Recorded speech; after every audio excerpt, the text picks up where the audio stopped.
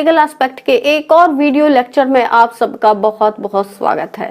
और आज का जो हमारा टॉपिक है वो है विक्टिम कंपनसेशन। अक्सर हम क्रिमिनल ज्यूरिस्प्रूडेंस में इस बारे में बात करते हैं कि मुलजिम को दंड देना चाहिए। अगर कोई व्यक्ति ऑफेंस करता है तो निश्चित रूप से उसको दंड मिलना चाहिए, उसको पनिशमेंट मिलना चाहिए। क्रिमिनल ज्यूरिस्प्रूडेंस का ये भी सिद्धांत है कि किसी व्यक्ति को तब तक हम इनोसेंट मानेंगे, निर्दोष मानेंगे, जब तक कि उसका दोष साबित ना हो कर दिया जाए। तो ये तो उस जो चर्चा है हमारी, उसका एक एस्पेक्ट है कि हम लोगों की सेफ्टी को निश्चित करने के लिए मुलजिम को सजा देना चाहते हैं, ताकि राज्य का जो मूलभूत कर्तव्य है कि वो अपने नागरिकों की, अपने यहाँ रहने वाले व्यक्तियों के शरीर की और उनके सामानों की रक्षा करे। लेकिन सवाल एक और भी उठता है, वो ये है कि मुलजिम को दंड देने से विक्टिम को क्या मिला। कई बार तो इस दंड देने में भी इतना समय गुजर जाता है कि अंततः विक्टिम ये सोचने लग जाता है कि क्या अब वो समय आ गया है जब मुलजिम को माफ कर दिया जाए। तो ऐसी परिस्थिति में एक और जो टॉपिक है वो चर्चा में परवान चढ़ता है, वो क्रिमिनल ज्यूरिस्प्रूडेंस का एक बर्निंग टॉपिक बन जाता है, और वो है विक्टिम कंपनसेशन।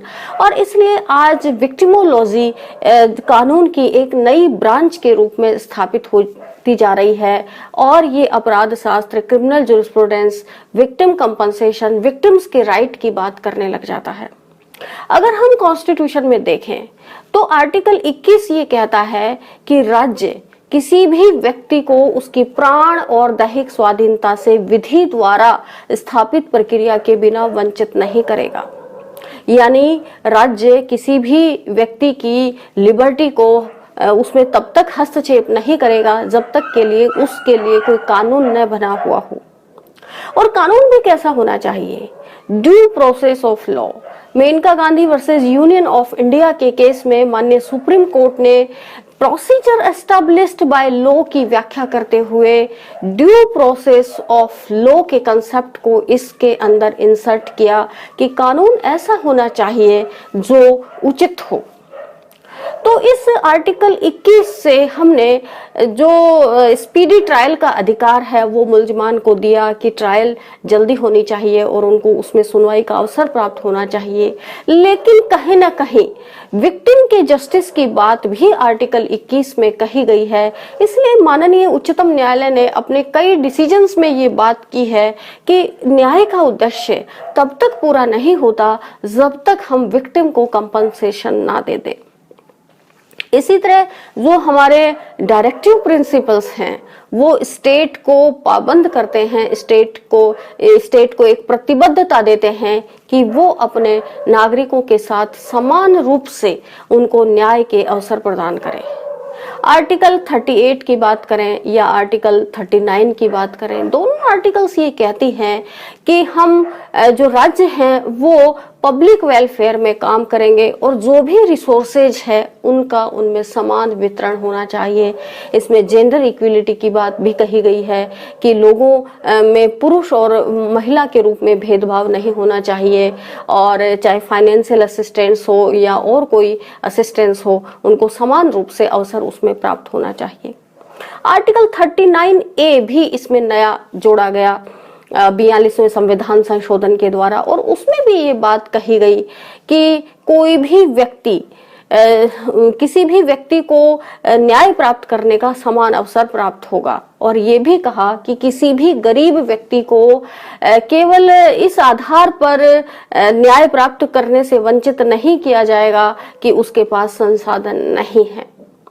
तो इस तरह ये जो विक्टिम कंपनसेशन की थ्योरी है, इसको कहीं ना कहीं कॉन्स्टिट्यूशन से बल मिलता है कि ना केवल राज्य का ये दायित्व होना चाहिए कि मुलजिम को उसके कृत्य की, उसके एक्ट की उचित सजा दे, दूसरी तरफ विक्टिम के लिए जो पीड़ित व्यक्ति है उसको भी उचित खर्चे दे, कंपनसेशन दे, और उसके साथ जो अपराध हुआ है उसके रिहेबिलिटेशन की, उसके पुनर्वास की व्यवस्था करे, और उसके घावों को भरने के लिए यद्यपि वो पहले जैसी अवस्था तो उत्पन्न नहीं की जा सकती, लेकिन फिर भी उसकी जो पीड़ा है उसको आर्थिक रूप से कुछ सहायता करके उसकी उस पीड़ा को कम करने के प्रयास किए जा सकते हैं।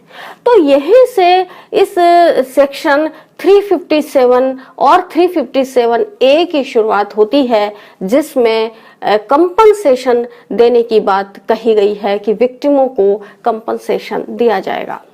अगर हम पुरानी सीआरपीसी की बात करें 1973 से पहले, तो वहां जो सेक्शन था, यद्यपि वहां भी विक्टिम कंपनसेशन की बात कही गई थी, परंतु उसका जो स्कोप था बहुत लिमिटेड था।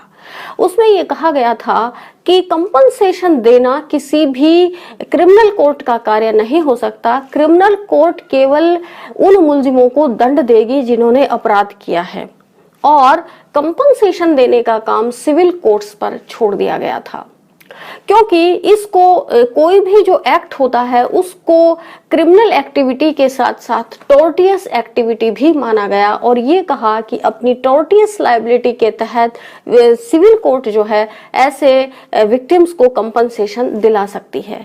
तो उस पुरानी सीआरपीसी में ये व्यवस्था थी कि अगर कोई विक्टिम, उसके साथ जो अपराध किया जाता है उसके फलस्वरूप अगर वो कंपनसेशन लेना चाहता है तो उसको सिविल कोर्ट जाना चाहिए। तो ये व्यवस्था अपने आप में बहुत दुरूह हो जाती है कि एक तरफ तो वो क्रिमिनल कोर्ट्स के सामने अपने साथ जो अपराध हुआ है उसको कहने के लिए आता है, और फिर जैसी भी स्थिति रहती है, चाहे मुल्जिम एक्विटल हो जाए या मुल्जिम को सजा हो जाए, तो इसके बाद उसकी ये हिम्मत नहीं रहती कि वो सिविल कोर्ट में जाकर कंपनसेशन की मांग करे। इसलिए जो लॉ कमीशन आया, जिसने 1969 में नई सीआरपीसी के बारे में अपनी रिपोर्ट दी, उसमें विक्टिम कंपनसेशन को एक नए एंगल से डिफाइन किया गया और ये कहा कि कंपनसेशन देने की जो पावर है वो क्रिमिनल कोर्ट्स को दी जानी चाहिए। और इसीलिए ये जो सेक्शन है 357, ये इस नई सीआरपीसी में ऐड किया गया, और 1973 की ये जो सीआरपीसी है इसमें वर्तमान ये जो सेक्शन है 357 का ये आया। तो ये कुछ हिस्टोरिकल बैकग्राउंड था जो मैंने आपके सामने स्पष्ट किया है कि किस तरह से जो विक्टिम कंपनसेशन की थ्योरी है वो संविधान से होते हुए इस सीआरपीसी में आई है, और समाज जो है, राज्य जो है, वो विक्टिम कंपनसेशन को न्याय के एक आयाम के रूप में देखता है। अब हम सेक्शन 357 की बात करते हैं, जिसमें ऑर्डर टू पे कंपनसेशन की बात कही गई है, यानी प्रतिकर देने की बात कही गई है। इस सेक्शन के अंदर 5 सब सेक्शन समाहित किए गए हैं, और पहला सब सेक्शन ये कहता है कि जब कोई न्यायालय जुर्माने का दंडादेश देता है, यानी कोई भी न्यायालय फाइन का सेंटेंस अगर किसी व्यक्ति को देता है, यहाँ फाइन के अकेले सेंटेंस की बात की गई है। जैसे हम सेक्शन 338 आईपीसी की बात करते हैं, 338 आईपीसी की, जिसमें एक्सीडेंट से किसी व्यक्ति को ग्रीवियस हर्ट कारित हो जाती है। जैसे मान लीजिए फॉर एग्जांपल हम लेते हैं कि 2 कारें आपस में भिड़ गई और उसमें एक कार में जो एक व्यक्ति बैठा हुआ था उसका पैर टूट जाता है, तो वो सेक्शन 338 आईपीसी 338 आईपीसी के तहत वो मुकदमा कर सकता है।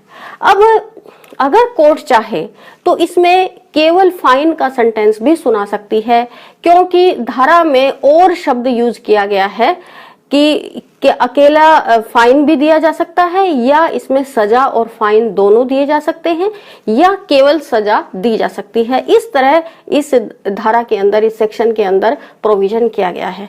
तो मान लीजिए किसी व्यक्ति को कोर्ट केवल फाइन से दंड देती है, उसका केवल ओनली फाइन का पनिशमेंट देती है, ठीक है। दूसरा है, या कोई ऐसा दंडादेश जिसके अंतर्गत मृत्यु दंडादेश भी है देता है, जिसका भाग जुर्माना भी है, या फिर कोर्ट सेंटेंस और फाइन दोनों का उसको पनिशमेंट सुनाती है। जैसे मान लीजिए रेप केस है, अब जो धाराएं जिसमें एंड शब्द यूज होता है उनमें आप ध्यान रखिए, एंड अगर किसी धारा में आता है जहां पनिशमेंट देने की बात कही गई है कि सेंटेंस के साथ उसमें जुर्माना भी देना पड़ेगा, तो वहां एंड शब्द आता है। तो वहां जुर्माना जो है वो उस पनिशमेंट का भाग बनेगा। जैसे हम रेप केस की बात करें तो 20 साल की सजा एवं 1 लाख रुपए जुर्माना। तो ये जो रेप केसेस की धारा 376 है उसमें एंड शब्द यूज किया गया है, तो इसका मतलब ये है कि कोर्ट को इम्प्रिजनमेंट की सजा के साथ साथ उसमें फाइन भी करना पड़ेगा। कोर्ट ऐसा नहीं कर सकती कि केवल उसमें फाइन कर दे या केवल उसमें इम्प्रिजनमेंट कर दे, ऐसा नहीं करेगी क्योंकि एंड शब्द वहां यूज हुआ है। तो ये जो दूसरा पॉइंट है हमारा वो यही कहता है कि सेंटेंस के साथ साथ मतलब इम्प्रिजनमेंट की सजा के साथ साथ फाइन भी उस पनिशमेंट का भाग है। ठीक है, तब निर्णय देते समय वह न्यायालय ये आदेश दे सकता है कि वसूल किए गए सब जुर्माने या उसके किसी भाग का उपयोजन। अब जब न्यायालय निर्णय सुनाएगा इसमें तो वो कंपनसेशन उस जुर्माने में से दिला सकता है।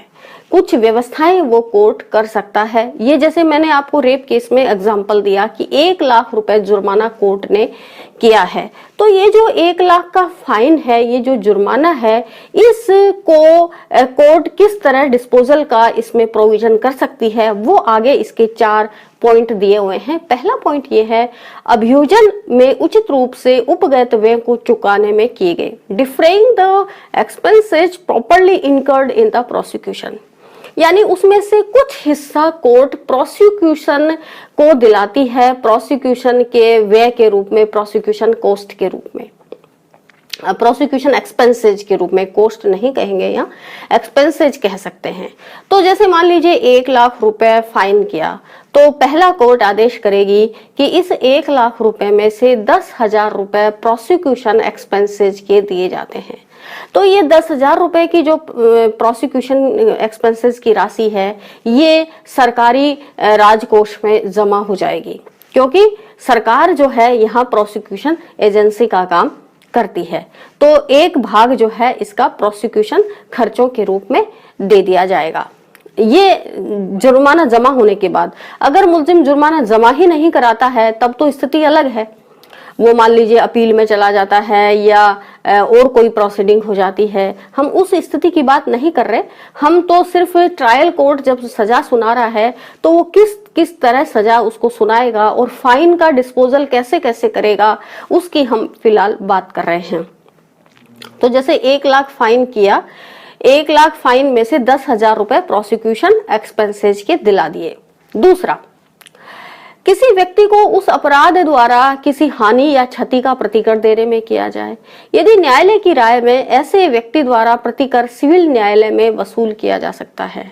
अगर कोर्ट को लगता है कि इस अपराध के मामले में कंपनसेशन ये जो विक्टिम है ये सिविल कोर्ट में वसूल कर सकता है, तो फिर अगर ऐसी परिस्थिति है कि वो सिविल कोर्ट में जाकर भी अलग से कंपनसेशन वसूल कर सकता है, तो ये व्यवस्था की गई है कि अब उसको सिविल कोर्ट जाने की जरूरत नहीं है और ये क्रिमिनल कोर्ट ही उसको कंपनसेशन दिला देगा।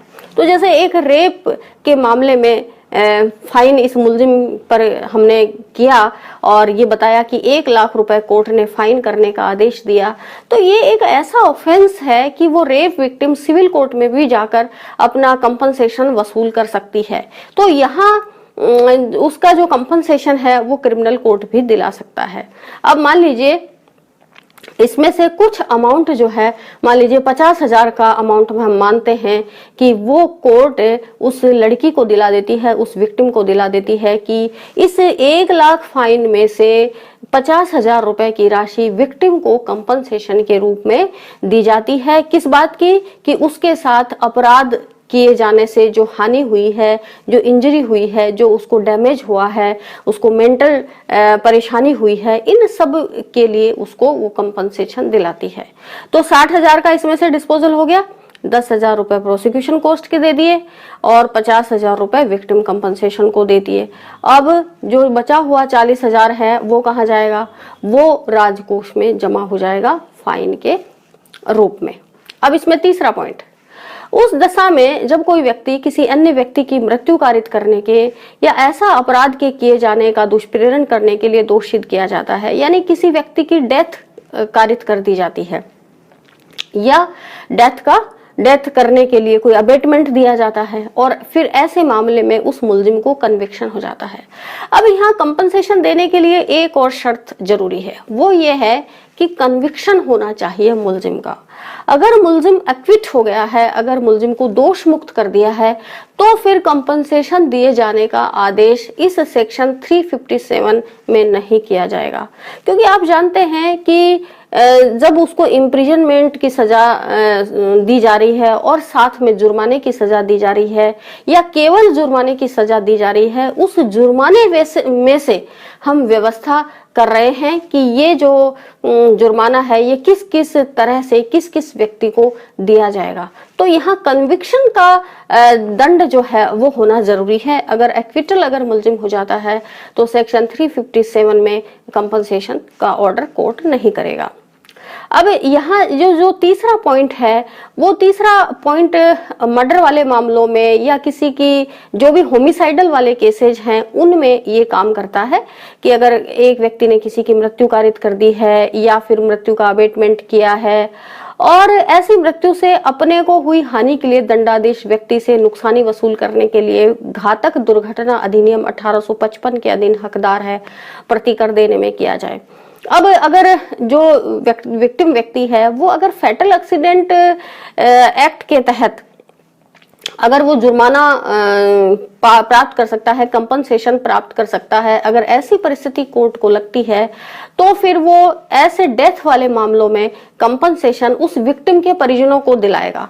क्योंकि वो व्यक्ति तो जो है जिसके साथ अपराध हुआ उसकी तो डेथ हो गई, लेकिन तो ये तो डेथ वाले मामलों में हुआ, लेकिन अगर डेथ का अबेटमेंट है तो विक्टिम वहां कंपनसेशन लेगा, और अगर उस व्यक्ति की डेथ हो जाती है तो जो डिसीज्ड है, जो मृतक है, उसके परिजन उसमें कंपनसेशन प्राप्त करेंगे। तो ऐसा अगर कोई मामला है तो फिर कोर्ट उनको कंपनसेशन दिला सकती है। और जो चौथा पॉइंट है वो है जब कोई व्यक्ति किसी अपराध के लिए जिसके अंतर्गत चोरी यानी थेफ्ट का मामला है, आपराधिक दुर्विनियोग क्रिमिनल मिसअप्रोप्रिएशन का मामला है, आपराधिक न्यास भंग क्रिमिनल ब्रीच ऑफ ट्रस्ट का मामला अगर है, छल यानी चीटिंग का मामला है, चुराई हुई संपत्ति की उस दशा में यदि वह जानता है यानी नोइंगली अगर कोई चोरी की संपत्ति कोई व्यक्ति खरीदता है या उसको विश्वास करने का कारण है कि वह चुराई हुई है, या फिर वो रीजन टू बिलीव करता है, उसके पास ऐसा कोई कारण मौजूद है कि उसको लगता है कि ये संपत्ति चुराई हुई है बेईमानी से प्राप्त करने या रखने के लिए, तो वो ऐसी संपत्ति को डिसऑनेस्टली वो लेता है, फिर अपने पोजीशन में रख लेता है या रिटेन करता है। तो इस तरह के अगर अपराध हैं और उसमें मुलजिम का कन्विक्शन हो जाता है तो फिर एक और व्यक्ति है जिसको कंपनसेशन दिलाने की ये धारा बात करती है, और वो है बोनाफाइड परचेजर। अब ये बोनाफाइड परचेजर कौन होता है? देखिए, एक व्यक्ति वो है जिस व्यक्ति की संपत्ति चोरी हो गई, तो ये तो विक्टिम हो गया, और एक वो व्यक्ति है जिसने चोरी की है, अक्यूज्ड। अब एक तीसरा व्यक्ति और है, ये ऐसे मामलों में theft criminal breach of trust या चीटिंग वाले मामलों में कि ये जो अक्यूज्ड है वो संपत्ति को किसी और थर्ड व्यक्ति को ट्रांसफर कर देता है, किसी थर्ड व्यक्ति को, और उस थर्ड व्यक्ति ने बोनाफाइड रूप से उस संपत्ति को प्राप्त कर लिया है। अब जब पुलिस केस हो जाता है अक्यूज्ड पर, तो पुलिस को वो सूचना देता है कि मैंने तो वो संपत्ति इस थर्ड व्यक्ति बोनाफाइड परचेजर को दे दी। अब पुलिस उस बोनाफाइड परचेजर के पास जाती है और संपत्ति को फॉरफिट करके सीज करके ले आती है, जब्त कर लेती है। तो ये जो बोनाफाइड परचेजर है इसके अधिकारों का यहाँ नुकसान हुआ है, क्योंकि उसका पैसा भी चला गया, उसने वो संपत्ति खरीदी थी, बोनाफाइड परचेजर था वो, और पुलिस ने वो संपत्ति भी जब्त कर ली, तो संपत्ति भी चली गई और पैसा भी चला गया। तो यहाँ ये जो तीसरा पक्ष है बोनाफाइड परचेजर, इसका तो बहुत बड़ा नुकसान हो गया। तो ये धारा ये कहती है कि अगर ऐसे कोई मामले हैं चीटिंग के, थेफ्ट के या क्रिमिनल मिसअप्रोप्रिएशन के, जहां ऐसे किसी बोनाफाइड परचेजर को कोई नुकसान हुआ है, तो कोर्ट जो जुर्माना अक्यूज्ड को करता है, उस अक्यूज्ड में से उस बोनाफाइड परचेजर के अधिकारों को शांत करने की कोशिश करेगा, यानी उसको वो कंपनसेशन दिलाएगा, ताकि उसको जो नुकसान हुआ है उसकी संपत्ति सीज करने से पुलिस द्वारा उसकी भरपाई हो सके। तो ये जो सबसेक्शन 1 है इसमें 3 पॉइंट्स की बात की गई है। पहला पॉइंट प्रोसिक्यूशन को एक्सपेंसेस दिला रहा है, 2 और 3 नंबर पॉइंट विक्टिम को कंपनसेशन दिला रहे हैं, और जो चौथा पॉइंट है वो बोनाफाइड परचेजर को कंपनसेशन दिला रहा है। तो इस तरह इसमें जुर्माने के अंदर से कंपनसेशन दिलाया जाता है। 357 की 2 खास बातें हैं। पहला पॉइंट ये कि ये धारा जुर्माने में से कंपनसेशन दिलाती है। आप देखिए पहले पार्ट में लिखा हुआ है कि जब कोर्ट जुर्माना करती है या इम्प्रिजनमेंट और जुर्माना दोनों करती है, तो उस अवस्था में इन व्यक्तियों को उस जुर्माने में से कंपनसेशन दिया जा सकता है। तो ये इस धारा की बहुत खास बात है, बड़ी बात है इस धारा की, कि जुर्माने में से कोर्ट उस व्यक्ति को जो विक्टिम है या बोनाफाइड परचेजर है उसको कंपनसेशन दिला रहा है। दूसरा इसका जो पॉइंट है वो इम्पॉर्टेंट इस रूप में है कि ये अपील कोर्ट को या रिवीजन कोर्ट को भी ये अधिकार देती है कि वे कंपनसेशन दिला सके। ठीक है, जो ये इसमें बात की गई है। अब हम इसका दूसरा सबसेक्शन पढ़ते हैं। यदि जुर्माना ऐसे मामले में किया जाता है जो अपीलनीय है, यानी ऐसे मामले में किया जा रहा है जिसकी अपील हो जाती है, अपील की जा सकती है, तो ऐसा कोई संदाय अपील उपस्थित करने के लिए अनुज्ञात अवधि के बीत जाने से पहले या यदि अपील उपस्थित की जाती है तो उसके विनिश्चय के पूर्व नहीं किया जाएगा।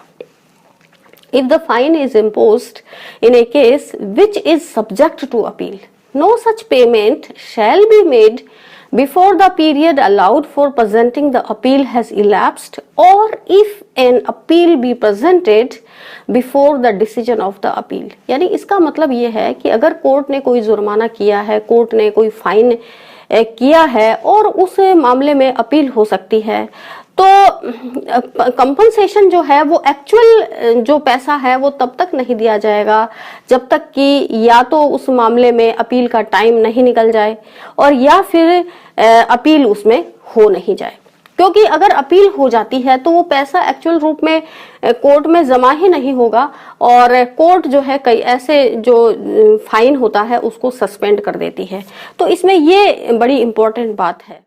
तो अपील का फैसला आने के बाद ही एक्चुअल जो जुर्माने में से जो कंपनसेशन दिलाया गया है वो दिया जाएगा और या फिर जो अपील की अवधि है वो निकल जाए, क्योंकि अपील के पेंडिंग रहने के दौरान उस जुर्माने में से कोई कंपनसेशन नहीं दिया जाएगा।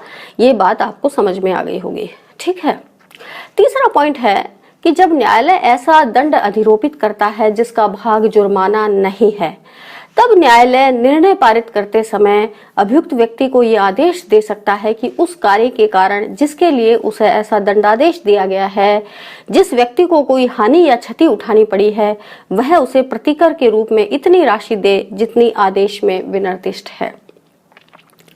तो न्यायालय कोई मान लीजिए ऐसा पनिशमेंट देता है जिसमें वो जुर्माना नहीं कर सकता, जिसका भाग जुर्माना नहीं है। ये जो 357(3) है ये बड़ी इंपॉर्टेंट धारा है, क्योंकि इसमें फाइन में से कंपनसेशन नहीं दिला रहे हैं, बल्कि अक्यूज्ड को एक्स्ट्रा ये कहा जा रहा है कि वो मुलजिम को वो जो विक्टिम है उसको कंपनसेशन दे। तो अक्सर इसमें धारा ये लिखा जाता है कि 357(3) यानी 357 के क्लॉज 3 में हम ऑर्डर कर रहे हैं। कई बार ये देखने में आता है और ऐसा कई सारे ऑर्डर में मैंने पढ़ा है कि जो आप आईपीसी की धारा 304(b) को एक बार आप देखना। आईपीसी की धारा 304(b) में फाइन नहीं है, केवल उसमें इम्प्रिजनमेंट की सजा ही दी हुई है, तो वहां फाइन कोर्ट कर नहीं सकता। तो ऐसी स्थिति में अगर विक्टिम जो लेडी है जो मर गई है तो उसके जो हेयर्स हैं, उसके जो बच्चे हैं मान लीजिए, उनको कोर्ट कंपनसेशन दिलाना चाहता है तो फिर कैसे दिलाएगा? तो उनको जो कंपनसेशन है वो इस धारा 357 के 3 नंबर प्रोविजन में दिलाएगा और वो मुलजिम को स्पेसिफिकली ऑर्डर करेगा कि वो विक्टिम को इतना कंपनसेशन दे। ठीक है, तो यहाँ 357 के अंदर फाइन करना कोई आवश्यक नहीं है और ये 357(3) उन्हीं मामलों में लागू होती है जब न्यायालय ऐसा पनिशमेंट देता है जिसका भाग जुर्माना नहीं है। यानी जब उस ऐसा पनिशमेंट है, ऐसा इम्प्रिजनमेंट कोर्ट कर रहा है कि उसमें फाइन नहीं है, जैसे सेक्शन 304B। अब इसमें एक केस आया था Ram Narayan versus state of Rajasthan का, वैसे केस था डीबी का, 2015 में आया था, वुमेन एट्रोसिटी कोर्ट में का ये मामला था। इसमें ये जो सेक्शन 357 है, इसका ये जो सब सेक्शन 3 है, इसमें ये कहा गया कि यदि जजमेंट में जुर्माना ना भी दिलाया गया हो तो भी कंपनसेशन दिलाया जा सकता है। ठीक है, यानी यदि फाइन नहीं भी किया गया हो तो भी कोर्ट इस सब सेक्शन 3 में विक्टिम को कंपनसेशन दिला सकता है। तो ये भी जो सेक्शन है, सब सेक्शन 3 है, ये बड़ा इंपॉर्टेंट है और कोर्ट्स जो है इसको बड़े पैमाने पर काम में लेती हैं। 4th नंबर है, इस धारा के अधीन आदेश अपीलीय न्यायालयों द्वारा या उच्च न्यायालय या सेशन न्यायालय द्वारा भी किया जा सकता है जब वह अपनी पुनर्निरीक्षण की शक्तियों का प्रयोग कर रहा हो। इस धारा के अधीन आदेश अपीलीय न्यायालय द्वारा, यानी कोर्ट जब अपनी अपीलीय शक्ति का प्रयोग कर रहा है या हाई कोर्ट या सेशन कोर्ट अपनी रिविजनल पावर का यूज कर रहे हैं, तब भी ये इस धारा के तहत कोर्ट अपना कंपनसेशन का ऑर्डर कर सकती है। ठीक है, यहाँ हम एक पॉइंट की और बात करेंगे सेक्शन 138 में कंपनसेशन की। जो मजिस्ट्रेट है उसकी जुर्माना करने की लिमिटेड पावर है, आप ये जानते हैं। अब मान लीजिए एक केस 138 का ऐसा आता है जिसमें 50 लाख का चेक जो है डिसऑनर हुआ है। अब 50 लाख का चेक अगर डिसऑनर हुआ है तो कोर्ट उसको कंपनसेशन दिलाना चाहती है। ठीक है, तो अब वो इतना कंपनसेशन तो दिला नहीं सकती 50 लाख का, तो फिर क्या करेगी कोर्ट? तो वहां मजिस्ट्रेट कोर्ट इस सेक्शन 357 के ये जो 3 नंबर क्लोज है, यहाँ उसको कंपनसेशन दिला सकती है और वो कितने भी अमाउंट का हो सकता है। क्योंकि अगर 50 लाख का चेक डिसऑनर हुआ है तो विक्टिम को सिर्फ मुलजिम की सजा से ही मतलब नहीं है, सजा तो वो काट के आ जाएगा, लेकिन उसके 50 लाख रुपए या अगर 1 करोड़ का चेक है तो 1 करोड़ रुपए डूब जाएगा। तो ऐसी स्थिति में वहां विक्टिम को कंपनसेशन मिलना बहुत जरूरी है और वो तभी मिल सकता है क्योंकि जुर्माने में से तो वहां मिल नहीं सकता, क्योंकि जुर्माना तो मजिस्ट्रेट एक लिमिटेड मात्रा में ही कर सकता है, चाहे वो तो लेकिन मजिस्ट्रेट 138 के कितने भी अमाउंट के चेक तो सुन सकता है, तो फिर उसमें से कंपनसेशन के लिए वो क्या करेगा? तो वहां मजिस्ट्रेट को ये जो 357(3) की ये जो पावर है ये उसको बड़ी हेल्पफुल होगी और वो फिर इसमें कितना भी कंपनसेशन कर सकता है।